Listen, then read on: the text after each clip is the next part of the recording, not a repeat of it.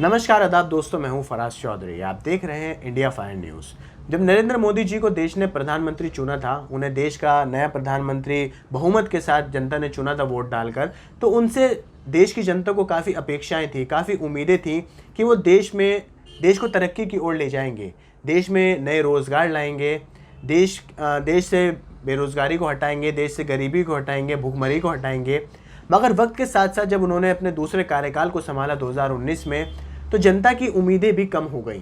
जनता की आप यूँ कहिए कि अपेक्षाएं, जो उम्मीदें थीं प्रधानमंत्री मोदी से, वो सारी धुंधली पड़ गई और कईयों की तो ख़त्म ही हो गई।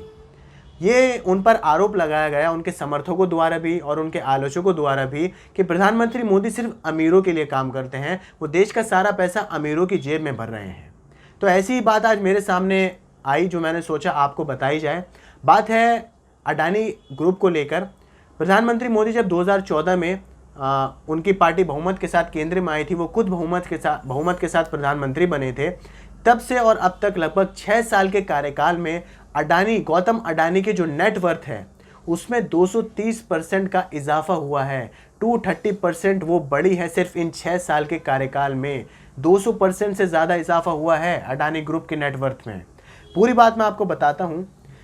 केंद्र सरकार ने जब 2018 में देश के 6 हवाई अड्डों के निजीकरण करने का फैसला लिया था, उन्हें प्राइवेटाइज करने का फैसला लिया था, तब नियमों में कुछ बदलाव किया गया था और उन कंपनीज को भी इनवाइट किया गया था जिन्हें इस क्षेत्र में कोई अनुभव नहीं है बोली लगाने के लिए।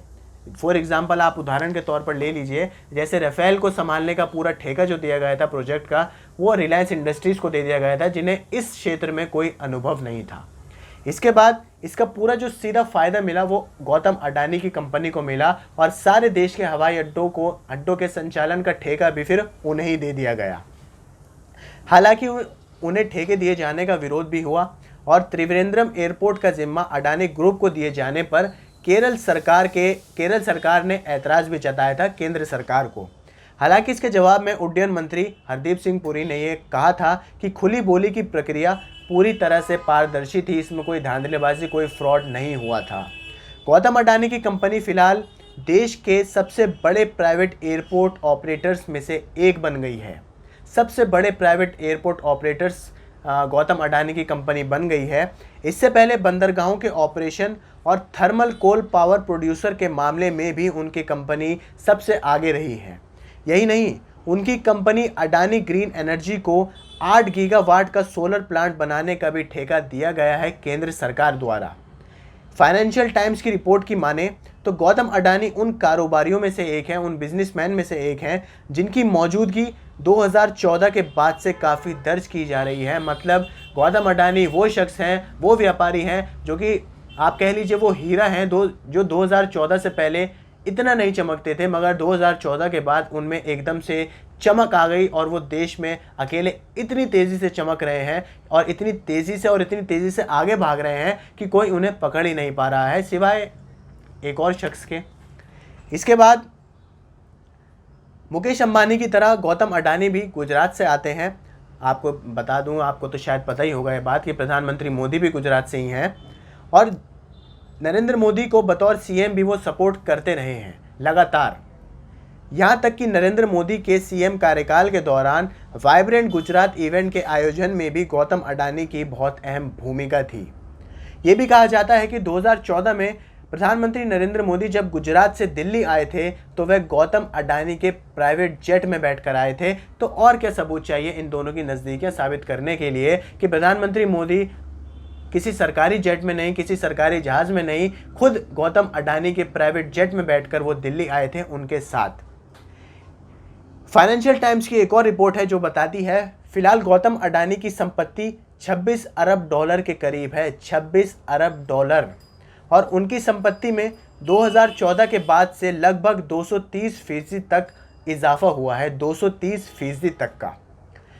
खास तौर पर एनर्जी सिक्योरिटी और एयरपोर्ट और पोर्ट से जुड़े इंफ्रास्ट्रक्चर प्रोडक्ट्स में अडानी ग्रुप की भागीदारी बहुत तेज़ी से बढ़ रही है इस वक्त भी।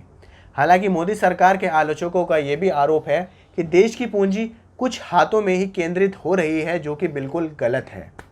दरअसल गौतम अडानी के पीएम नरेंद्र मोदी से संबंधों की अगर आप बात करें तो दोनों 2003 से ही काफ़ी करीब रह चुके हैं। उस वक्त नरेंद्र मोदी गुजरात दंगों को लेकर काफ़ी आलोचना झेल रहे थे, मगर जब भी गौतम अडानी ने उन्हें लगातार सपोर्ट किया था।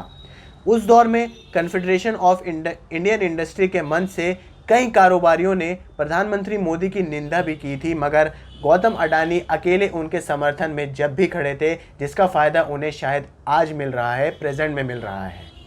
ये भी कहा जाता है कि CII को साइडलाइन करते हुए गौतम अडानी ने ही PM Narendra Modi vibrant Gujarat event आयोजित करने में मदद की थी प्रधानमंत्री मोदी की।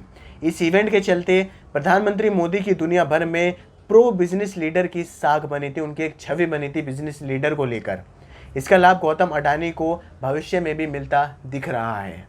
आपको वीडियो कैसी लगी मुझे कमेंट कर बताइए। आपको वीडियो पसंद आई हो तो लाइक कीजिए, शेयर कीजिए, हमारे चैनल इंडिया 5 न्यूज़ को सब्सक्राइब ज़रूर करिए और बेल का आइकन दबाइए ताकि आपको हमारी सारी अपडेट्स मिलती रहें। मुझे दीजिए इजाज़त। नमस्कार।